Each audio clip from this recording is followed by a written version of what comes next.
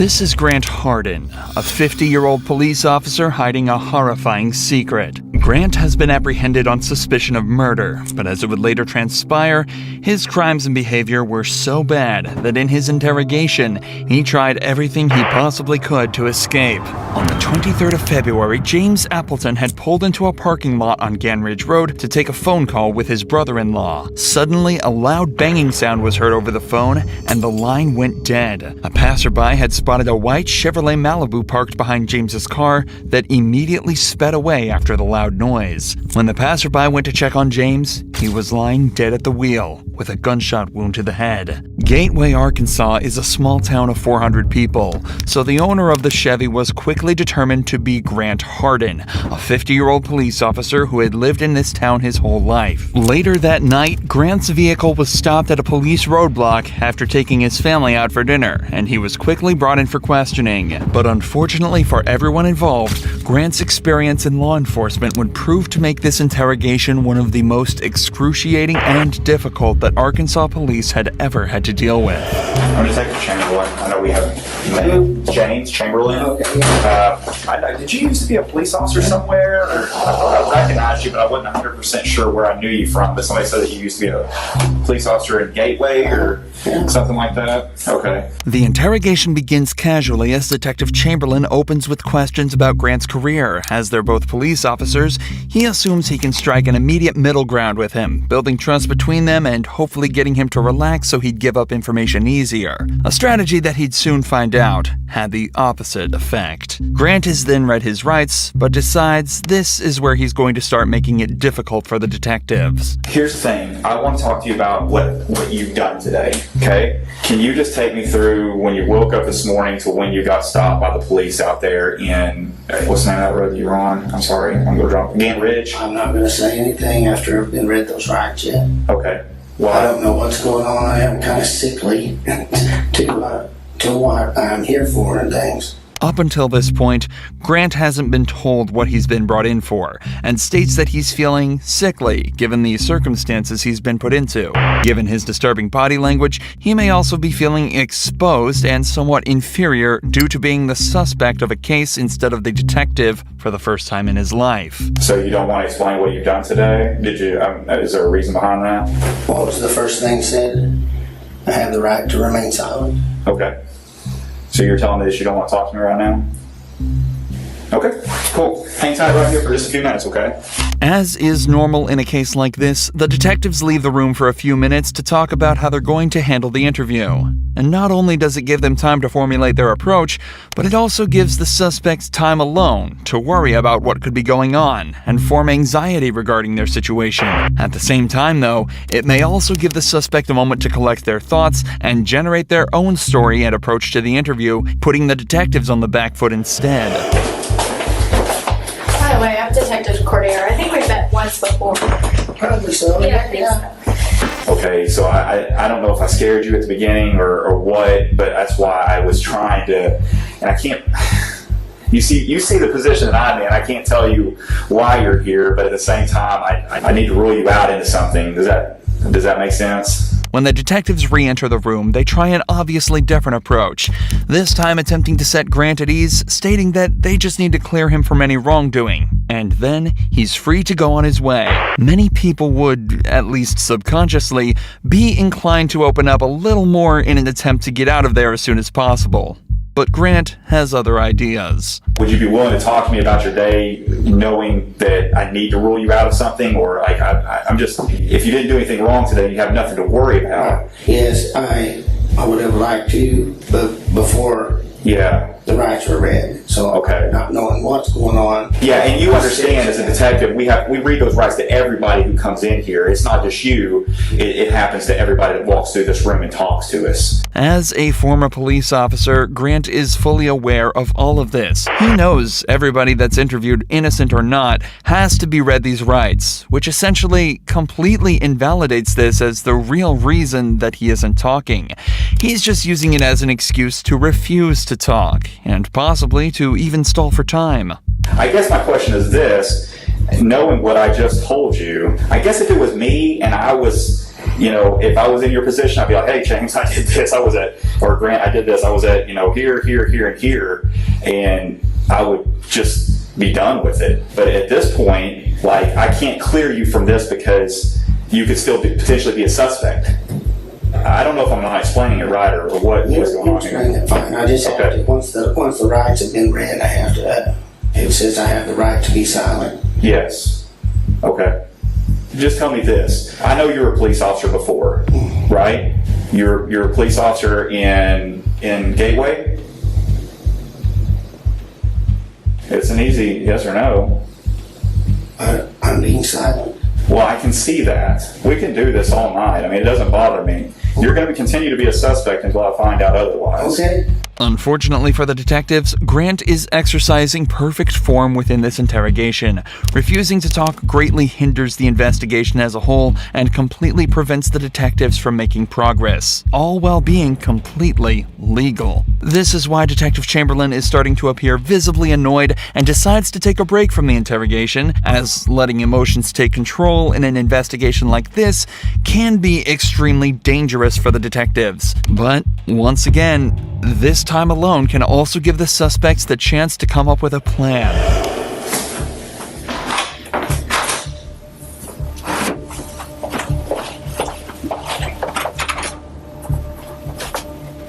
Hello, I need to go You need to go where? home or get ready for work in a little bit. Okay, we'll just have a seat and I'll get it for you. Okay. Okay. All right, thank you. Hey, Grant. Yes, sir. The other officer told me you want to talk to me again. What's going on? I'm just ready to go. Okay. And I'm not ready for you to go yet, so you're not going to be able to go. I've got other things that I'm doing right now, so. I was gonna go. Oh, no, you're not going to tell go. you that. Okay. Yeah, no, you're not. But I wanted, okay. Perfect. Thank you. Oddly enough, in many other investigations like this, now is around the time where an officer may attempt to come to a decision regarding the suspect. The interview is obviously at a complete standstill and no progress is being made in any direction. The standard protocol would be to either gather the information needed to charge the suspect for a crime or release them based on a lack of evidence. But whether the detective thinks he can extract more information or if it was an ego-based decision, Grant is told to stay and continue the interrogation. The police then try to take some time to piece together more of the story, talking to witnesses to try and place Grant at the scene of the crime. Despite his silence being perfectly legal and acceptable, it greatly increases the detective's suspicion towards him. Suspicion that's only heightened when Grant's wife says that his only alibi was that she thought he was spreading grass seeds at the time of James's death. All signs point towards Grant, and Detective Chamberlain goes back in for round 3. Detective Cordero is talking to your wife right now. I talked to her a little bit. So I kind of got a timeline of where you were and where you weren't today. We all know what happened, okay? I'm not trying to get you in any trouble. I'm not trying to get her in any trouble. You've got a little daughter, who's 16, who needs her parents, okay? I don't know if you've had a problem with this guy for a while, and this was an accident, or you maliciously chased him down, or what happened. But if I don't get your side of the story, I won't ever know. We're writing a book. You got chapter 1, you got chapter 2, and chapter 3. Chapter 1 is what happened today, what started out today, how your day started.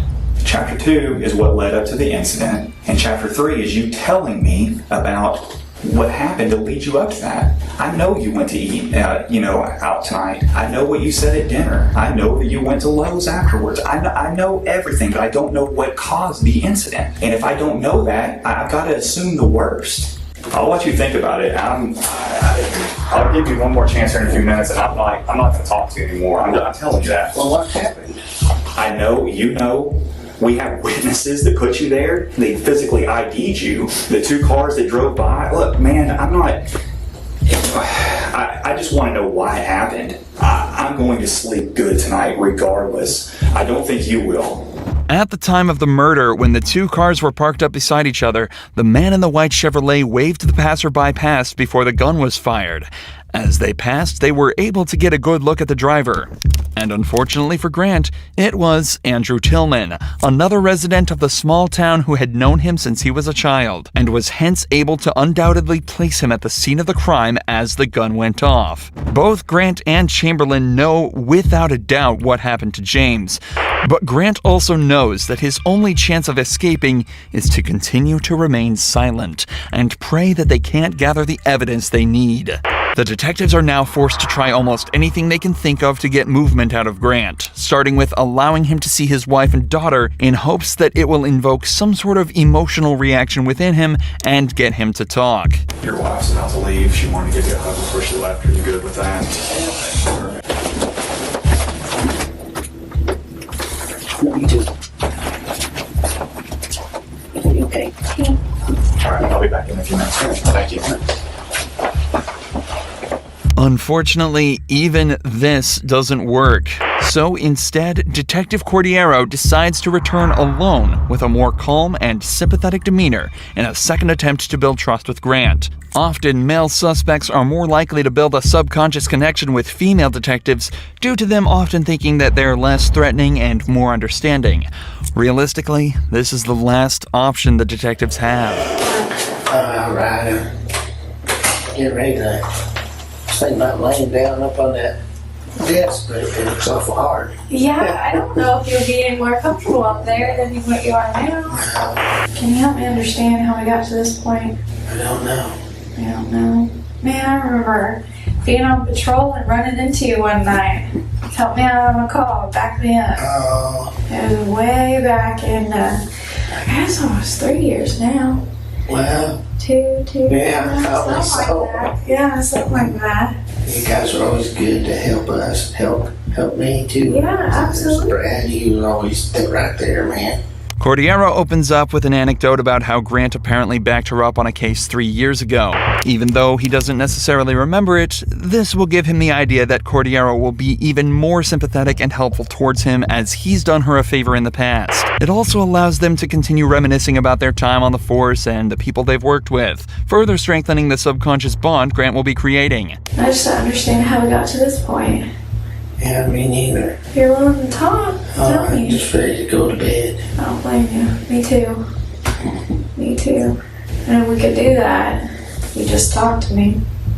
Well, I just have to, since you read those rides, I have to do the ride. Well, what's the difference? You know the difference. Regardless of something happened or not, and if it did, if it was an accident, well, tell me. Like, let me help me help you. Like, I want to know what I can do or what happened today to be able to explain it later. I don't know what happened today. I just need to. You know, people are gonna have questions. Your family. Well, I have questions. Well, exactly. So why can't we figure this out together? Cordiero is making a conscious effort to use inclusive language, such as, "We will figure this out together." This and her open and expressive body language are both techniques she's using to make Grant feel more relaxed, and as though he's part of the solution, not the problem. She's also making every effort to be nice to Grant, in hopes that maybe he'll finally open up to her, or at least give her a way in. We can start from the very beginning. I mean, I know you probably slept in because you work nights. I work nights. Trust me, I worked nights for almost 4 years. I understand how that sleep schedule is. yeah, I sleep's all So, messed up. did you sleep in today? Yeah, I bet you did. You could have got to work tonight, huh? Yeah, Yeah. What time did you get up? noonish. Around noon. That's usually what time I got up too. Did you watch anything good on TV? Usually that's what I do. I'd eat and watch TV. I'll woke myself up a little bit. Anything good? Same old stuff Oh yeah? on TV. You watch the same episodes? Or like, do you have a specific TV show you would wake up and watch? Well, we watched, my wife always has it on, I can't remember what channel it's called, right now, TV Land. Oh, okay. I haven't really watched any of that. I couldn't even tell you what it was about. Is your wife like that? Oh, well, I think she'd better watch other stuff, but that's all. Yeah. It might not be about the case, but finally, Grant is talking, and Cordero has found her way in. If she can keep the flow of this conversation up, she might be slowly able to extract information from him even without him knowing. Talking about specifics such as TV shows and sleep schedules, even that could lead to catching him in a lie, and placing him in certain places at certain times. But most importantly, she's building a connection with him and continuing to let him talk, which increases the chance that he either slips up or decides to make it easier on the detectives and answer a question. But predictably, as soon as Cordero started asking him to talk about the case again, he shut down once more, refusing to answer any more questions and staying silent. I think you have a lot to live for. Beautiful family who I've had the privilege of talking to. The way I look at it is you're a man. Men face their mistakes and they own up to them. And they figure out what happened and figure out how to solve it and move on. Like I said, I'm honestly here to help you. I want you to understand that. I wouldn't spend my time in here with you if I didn't. And that something happened today that needs to be explained. Did you make a mistake today?